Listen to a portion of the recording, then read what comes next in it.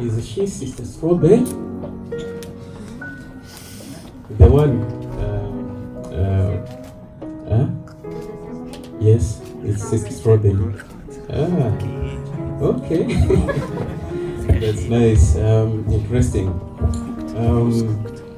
Sister Lulu had a sermon one day, you remember? Do you recall? It was a powerful sermon. One thing that I regret of staying here in Israel, it is that it has robbed me the time of devoting myself to God. You get my point? It has robbed me the time to devote myself into doing some things with my God. We are supposed to have a special time to study His words, or anything that can equip you to be a very useful person in this world. We are supposed to spare a time of prayers. That is personal prayers. But it's about work. You go to work, you sleep, you go to work, you sleep. I hope you understand what I mean. So Sister Lulu said something from the book Dissolve Ages, chapter 9, if I'm not mistaken, a Passover visit, whereby Jesus and his parents moved from northern part of Israel. They went to Jerusalem. They had with Jesus always, but a one day neglect, just a day. It took 3 days searching for him. We are here. I don't know how long have you been, but for such kind period of time, spending here, working, we can lose sight of Jesus, and it will take time for us to regain or to find him again. What I'm trying to say is that it is very, very difficult to build a character, good character, but it is very, very easy to do something which is bad. That's why Paul said that when I try to do something which is good, the more I do things which is bad. You can start drinking today, you can start stealing today, but then to build a character that you should stop drinking, stealing, I tell you, it's very, very difficult. That's why I'm trying to say that to reverse or to find back that comfort zone that you had with Jesus, it takes more time. That's why I was saying that I'm very, very much concerned about how we do with our personal life, more especially personal studies, and even in church studies, because the close of probation will close before National Sunday Law. Do we know that? Do we know that? And we are afraid of National Sunday Law, we are afraid of Trump, Pope, but the most dreaded event that always threatened me, it is close of probation. Because if you are good with Jesus, it doesn't matter whether National Sunday Law comes today or tomorrow. But the problem is we neglect things that can make us to be more in touch with Jesus. We'll go to heaven, we'll not go to heaven with a spaceship. No spaceship can take us to heaven, only relationship with Jesus. Some of you are asking, why are you going home? I believe in 3 things. There is a purpose. There are 2 days which are very, very important in life. The day that you are born, because without you born, nothing can exist from you. The second time, it's when you realize the purpose why you were created. Most of the people, they are living this world for 170, 60 years without realizing how powerful are they till they die. And they couldn't even produce anything, or they couldn't leave any legacy behind. So I believe in the purpose. Everyone, each one of you, you have a purpose that you're supposed to achieve before you die. A purpose. You have to find yourself. You can do more. Most of you, I know you are farming, you are doing great business, you are building big houses, you are learning things. I understand, but there's nothing, or there's no purpose that fits you I'm not trying to say that you shouldn't do other things, but you have to find yourself. Now, for that purpose to be achieved, there is a place that God himself always places you for that particular place with his own purpose for you to achieve. So if he so fits for me, for those, that particular time that I spent here, to be back in my country, maybe I couldn't achieve my goal, so he brought me here. If my time is enough for me to spend here, I have to go back, and I cannot fight with my God. I just have to listen. You understand my point? Because I cannot achieve that purpose here, so there is a place. So he can take you somewhere, brought you back. You just have to listen and do that. Not feelings or emotions, but he actually speaks to you through the Holy Spirit. And then there's a time. Always you have to stick to the time. In for the fullness of time, God sent forth his son. You remember? Even in the fullness of time, God died on the cross and he back. And in the fullness of time, he will what? He will come back on this earth. One thing that I have also learned in this country is time management. Time is money. We are just saying time is money, but here we understand the full sense of that word, time is money. But we are failing to apply in our daily life that principle of time is money. My father had a keen interest in the use of natural things of healing, more especially herbs, when he was young in the village. So old people, they usually say, go and pick something in the forest. There's this kind of tree, it helps such kind of disease. So he used to that. When he went to secondary school, he used to spend his holidays in the city Blantyre. The one Elder Mapu said, he stated it when he was having his speech.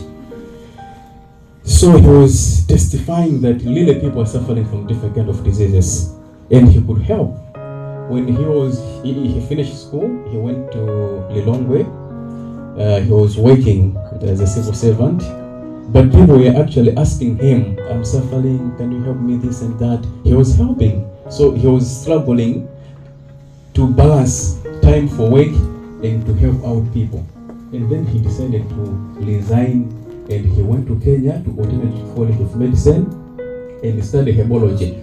Now, in most of the universities worldwide, they call it pharmacognosis, to study herbs, how we can use leaves, bark, roots to treat different kinds of diseases, onion, garlic, tomato, parsley, whatever, even cabbage. Those are medicine.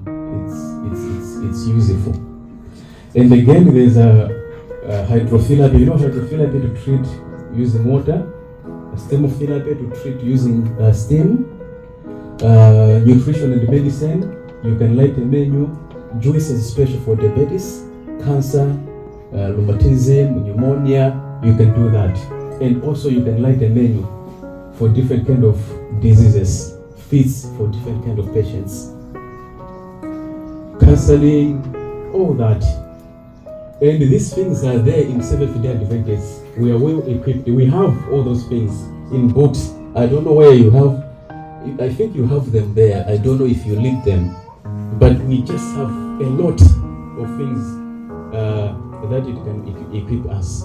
So he has been training us while I was young, up to 2017. He died in 2016. He had good vision.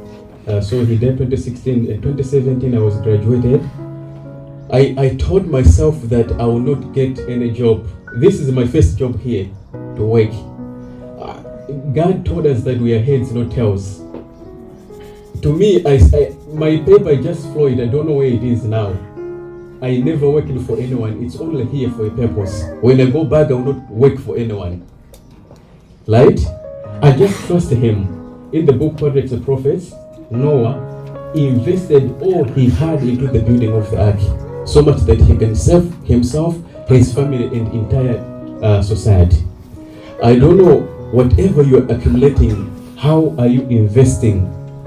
We keep on preaching that all these things will be gone when Jesus Christ will come.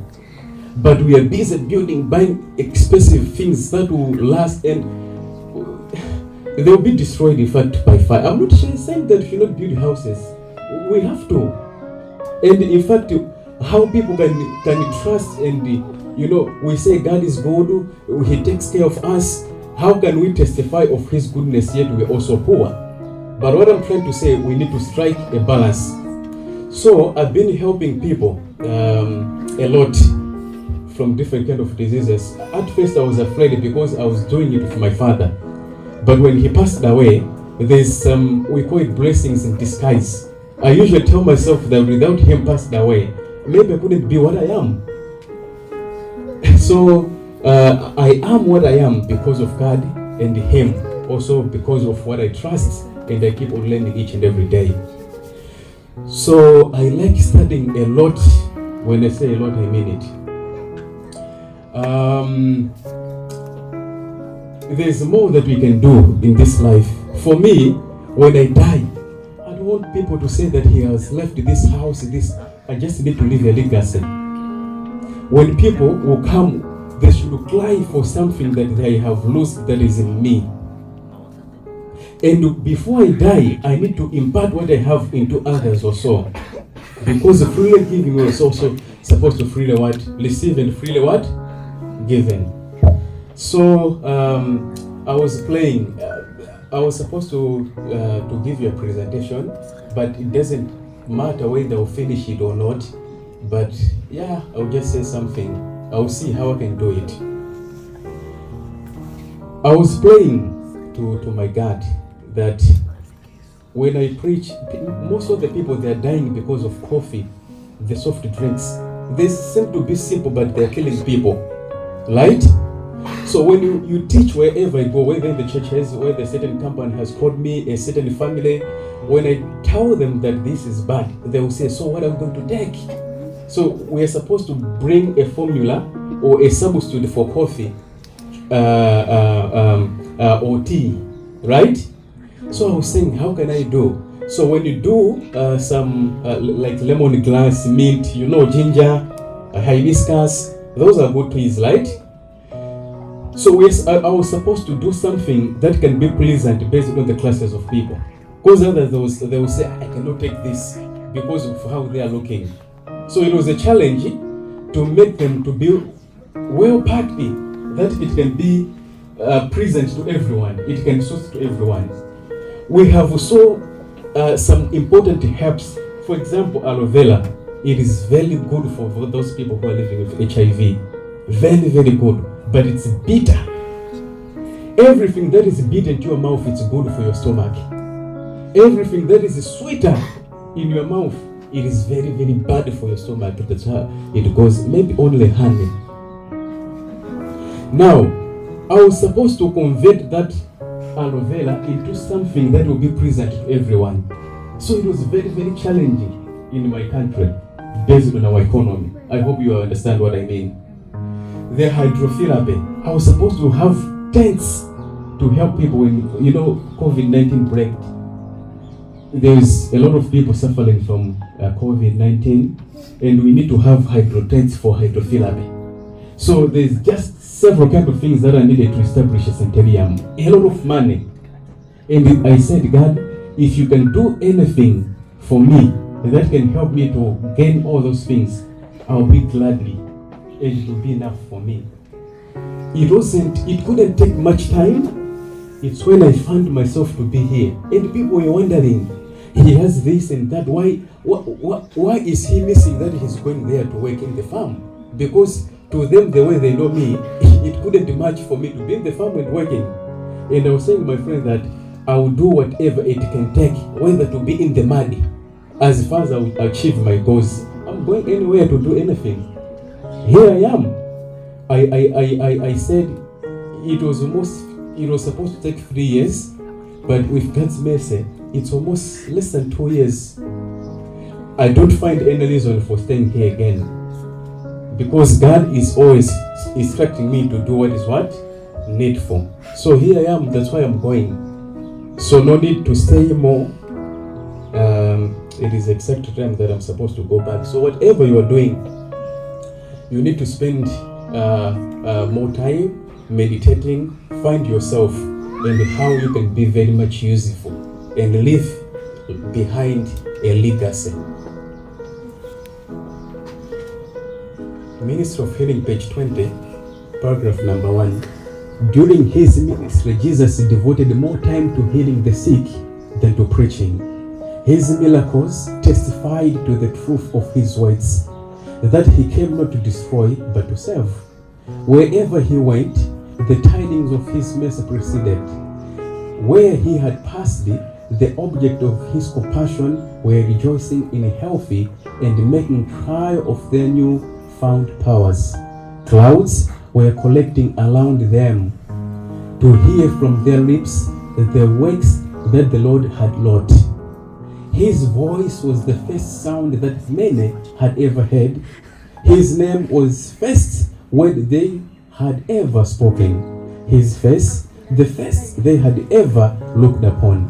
Why should they not love Jesus and sound his praise? As he passed through the towns and cities, he was like a vital current diffusing life and joy. I tell you, Jesus took much of his time in healing than preaching. While us, we took more time in preaching than healing. How can you preach to someone who is sick? And one thing that I have noticed, I think that quotation is self-explanatory, no need to explain. The sick, that is the reason now we're supposed to be well equipped in medical missionary. We need to understand about anatomy. Anatomy is how our bodies being organized. The nose cannot supposed to be in the toes. Our toes cannot supposed to be in the head. People run away. We need to know where is our liver. We need to know where is our heart. How many kidneys do we have? How do they function? That is anatomy. Physiology, it's how they function. You need to understand. When you feel headache, you need to know what is it really happening in my body. So when you understand all those things and you know how to treat different kind of diseases, people have more confidence in the doctors than pastors. Do you know that? People have more confidence in the doctors, and whatever the doctor can say to a certain person will listen easily than to the pastor. A pastor will say, take off your clothes, you'll be questioning why. But a doctor will take off your clothes, you'll be, even before telling you already done it already. We trust doctors so much then. So if you are a pastor or an evangelist, if you acquaint yourself with how to treat different kind of diseases, people have more trust in you because they get all in one. The sick and suffering will have much more confidence in the physician who they are confident loves and fear God. They reply upon his words. They feel a sense of safety in the presence and administration of that physician. Do you understand the point? If you think, what does it mean? Because the problem, we don't think even when we come to church. If you think, what does this quotation mean? I like asking questions. I like teaching more than preaching. The sick and the suffering will have much more confidence in the physician who fear, who they are confident and loves and fear God. They reply upon his words. They what? Meaning to say, Seventh-day Adventist child guidance sister White said that if you think of being a parent or a parenthood, but you don't know how to treat different diseases, different kind of diseases, it's a sin. If you think of being a parent to have a child, but you don't know how to treat a disease, any kind of disease, it is a sin. It says so.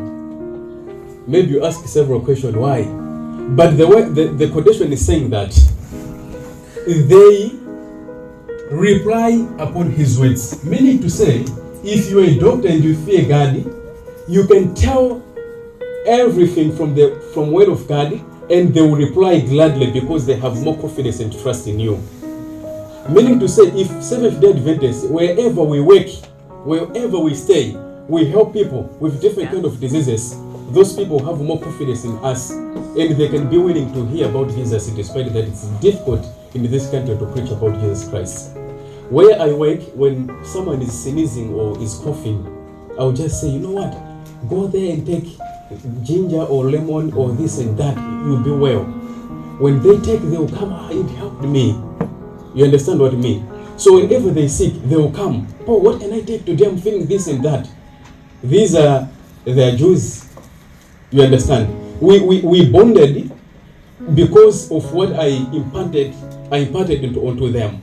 Meaning to say, we have nothing that they have confidence in me other than that. So that's what it means.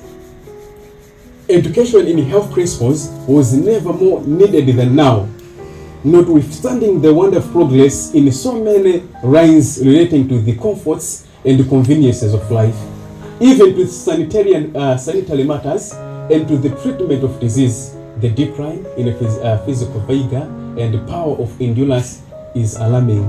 It demands the attention of all who have a heart, the well-being of their fellow men.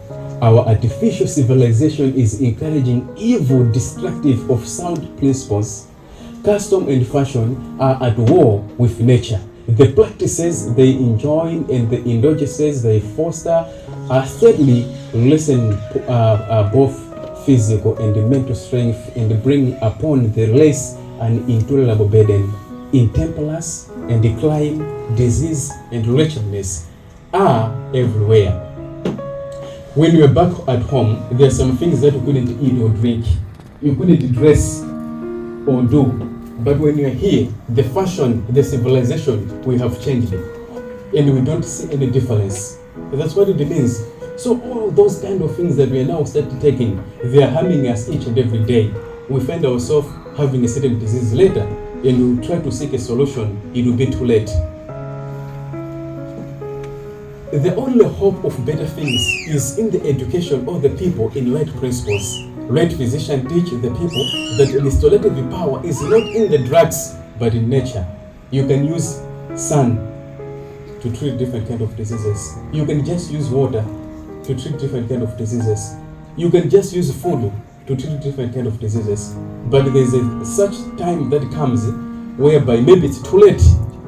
I'm not saying you should not go to the hospital. I'm not saying you should not take drugs, but we need to take them when it's needed. Because sometimes you can feel headache. Instead of taking much water and go to rest, you'll be taking paracetamol, which is not good. You are tired, instead of going home, you're taking coffee. That's what I mean. So you'll be sick and you need drug. We're not supposed to take drugs. But in the case of emergency or things are worse than we can handle, I'm not saying you should not take drugs. You can take, but you should be much careful, right? This is I came here in November. This was October. A certain lady, she's staying in America.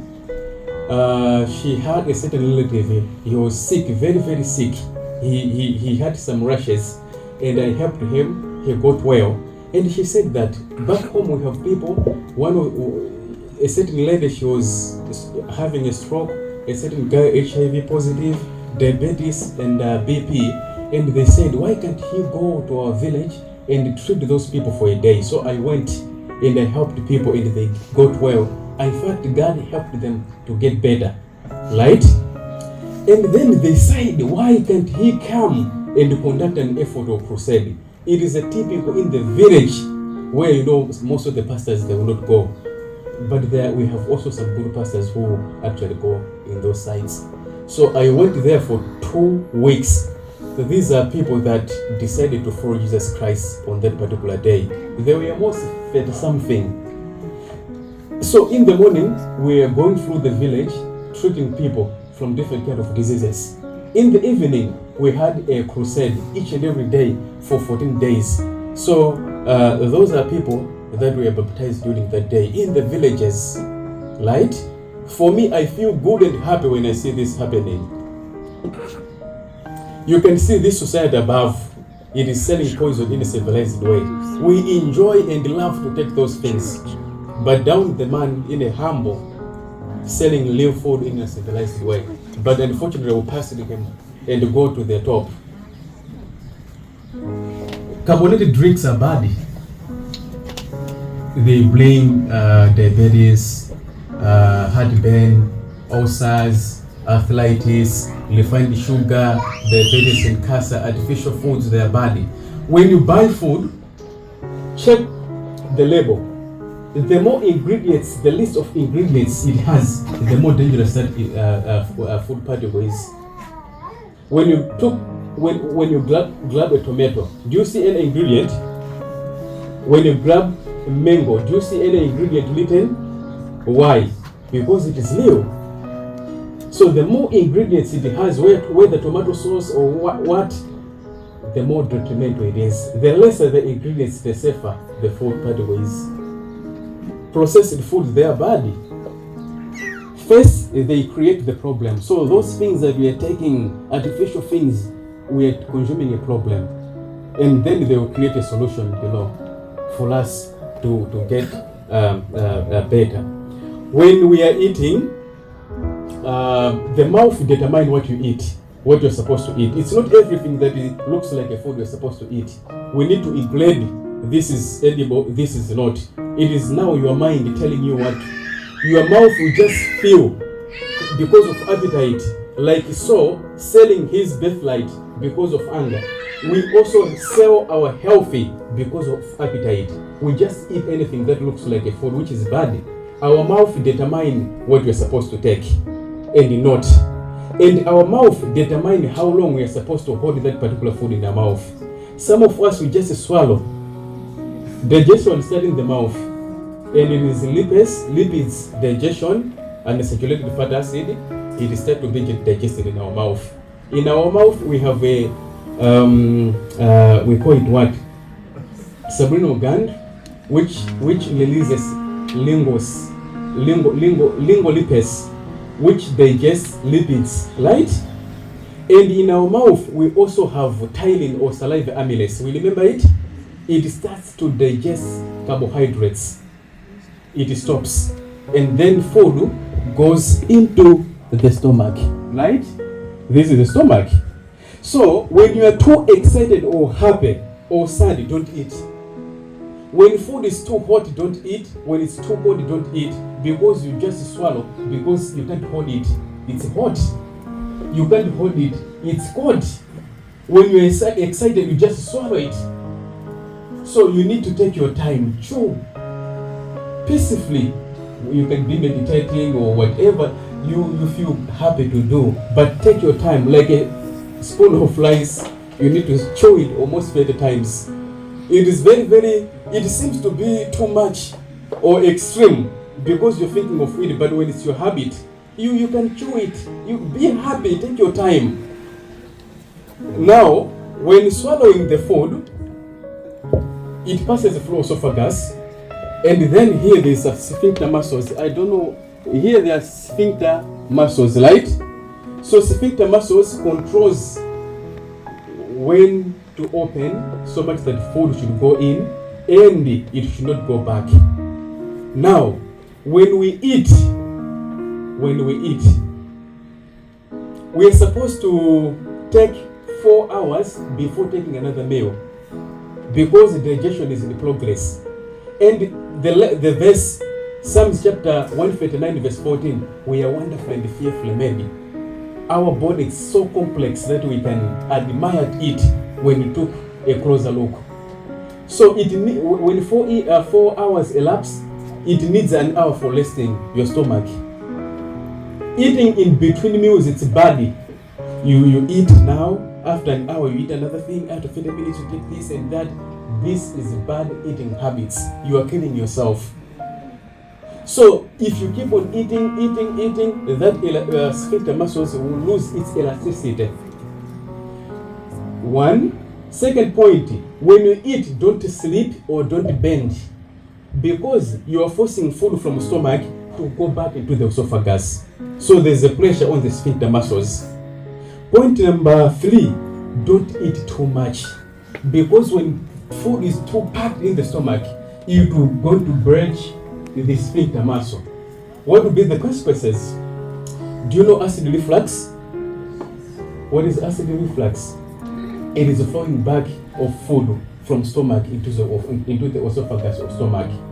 Now, the another interesting thing is that this stomach, it's being aligned by mucous membrane. That mucus, so in the stomach there is hydrochloric acid. It's very, very dangerous if you can put into your mouth. But because of that mucosal membrane, it prevents that hydrochloric acid from eating or damaging our walls of stomach. You get my point? But esophagus doesn't have mucosal membrane. That's why when you experience acid reflux, those food from the stomach chime flowing back into the esophagus, you feel that burning sensation, right? What is that burning sensation? We call it heartburn. Heartburn is not a disease. It is just a symptom or an indication that something has happened which is wrong. So what is it? It's acid reflux. What is acid reflux? It's flowing back all the food from the stomach into the esophagus, which is not a place that is supposed to be. What do we do when we experience that? What do we do? What do we do when we experience heartburn or acid? It has nothing to do with your heart, but it's esophagus. It's being burned up. We take some drugs, e.g. omeprazole. We take antacid drug, any antacid. But do you know what is happening in your stomach? When we experience that kind of problem, we need to check amount of food that we eat. We're not supposed to eat and go to bed or to bend ourselves. We're not supposed to take too much, and we're not supposed to take acidic foods or processed foods. Right? When you take antacid, the stomach walls, it has proton pump. Proton pump, it produces protons. They will combine with hydrogen. Right? It produces hydrochloric acid. Hydrochloric acid is there, one, to digest protein. Those stomach walls, it also produces pepsinogen. Pepsinogen is being combined with hydrochloric acid to give pepsinogen. Pepsin. Pepsin is a hormone that digests proteins. You understand what I mean? So when you take antacid, you are going to lower down the concentration of hydrochloric acid in your stomach. But nothing is wrong with that hydrochloric acid, but you are the problem, you yourself. Instead of fixing your eating habits, you are fixing concentration of your hydrochloric acid. And again, when you take antacid, you eat meat, you take milk. These elements of food, they need hydrochloric acid to be digested. So what you are doing, the definition of stupidity, is to keep on repeating the same things again and again, hoping for different results, of which it's impossible. So you take those food, you feel pain, you experience acid reflux, you take antacid, you keep doing this for years and years and years. So what are you doing? It's just nothing. So it's not good, it's unhealthy, it's bad. Fruit after meal, it is good, yes, but it's not at the end of each and every meal we're supposed to take fruits. There are some fruits that are supposed to be taken before meal. For example, oranges, there's vitamin K, they bring appetite to us. Vitamin K, it's good for food absorption in our system, so it's good to take before meal. There's some, I don't know, how can I take it? We call it food compatibility. There's a vegetables. In the middle, there are legumes, including cucumbers and pumpkins. At the end, put all the fruits that you know, right? I forgot to put it there. Now, fruits and vegetables, they are not supposed to go together. They are incompatible. When you eat legumes like rice and beans, you can have fruits or you can have vegetables. But in your meal, if there is a vegetable, you're not supposed to take fruits at the end of the meal. Vegetables have more fibers, so they take more time to be fully digested. Fruits, they have less fibers and more sugar, so they take lesser time to be digested. The problem is, if that meal you take together with papaya,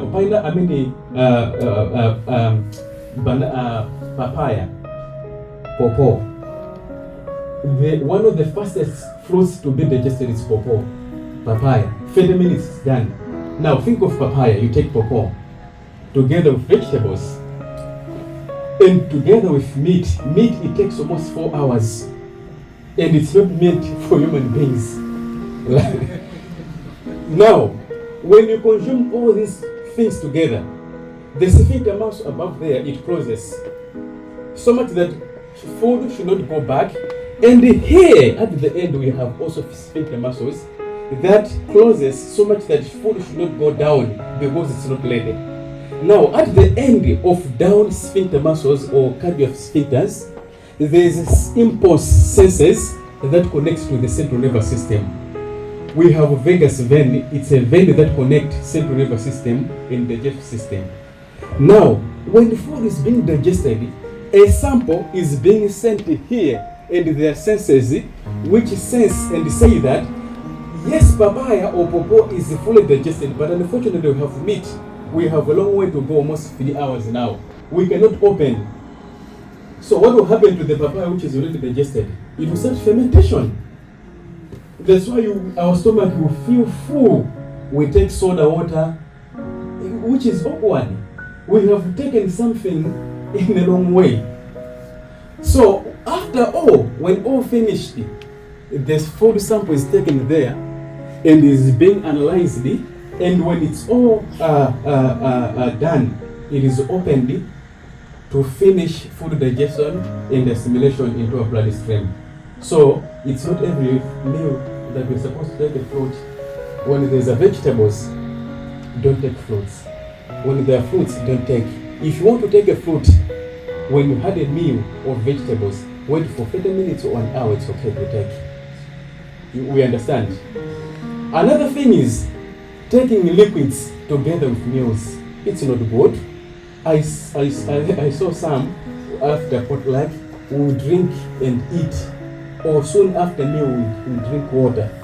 I just feel sorry, but I can't say anything because it's like I'm troubling someone.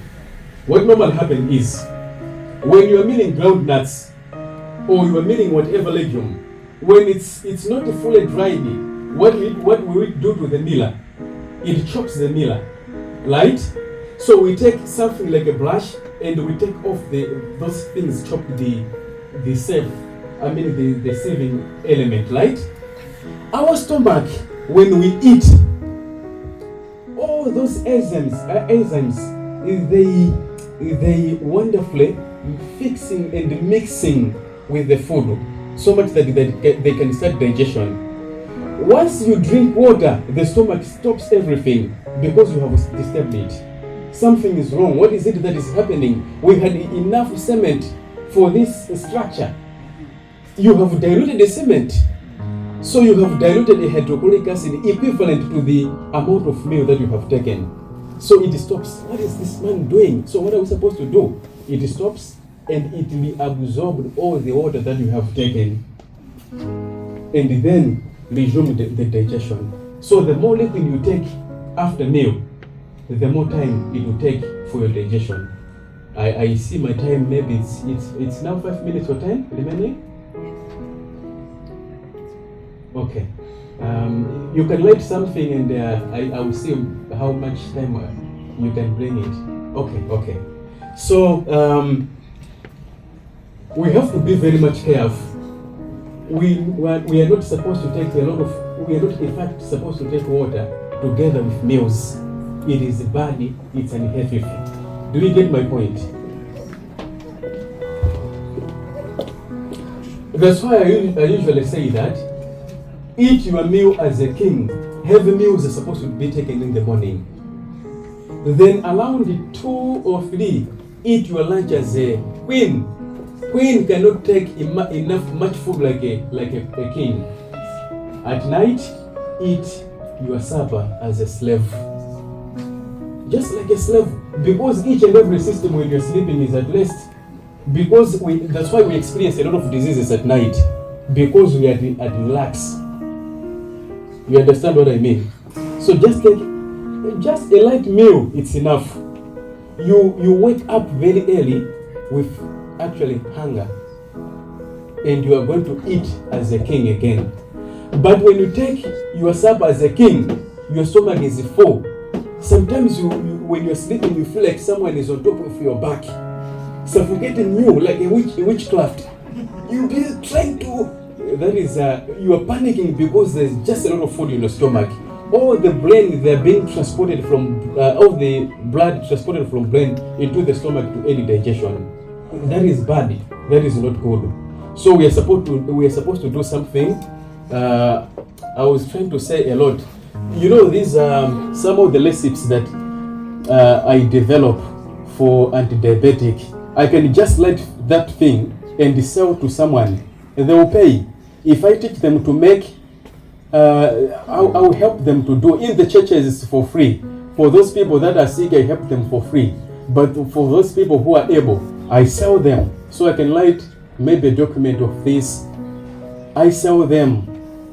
Because of time, I will not say much. But do you know that it's only we human beings amongst all the mammals, dogs, bats, donkey, monkey, that we drink milk after we have been weaned from our mother? We're not supposed to take milk because milk, it needs an enzyme. Learning it's a protein in the milk.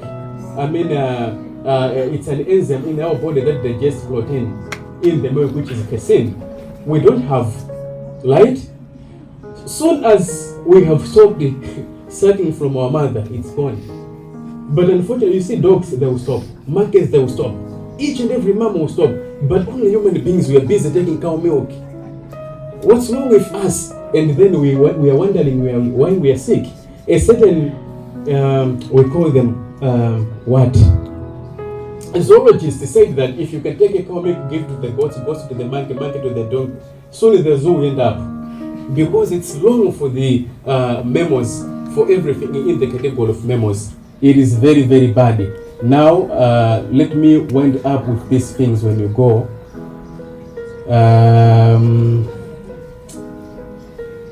I need you to see something. Okay. If you think organic food is expensive, have you priced the cancer lately?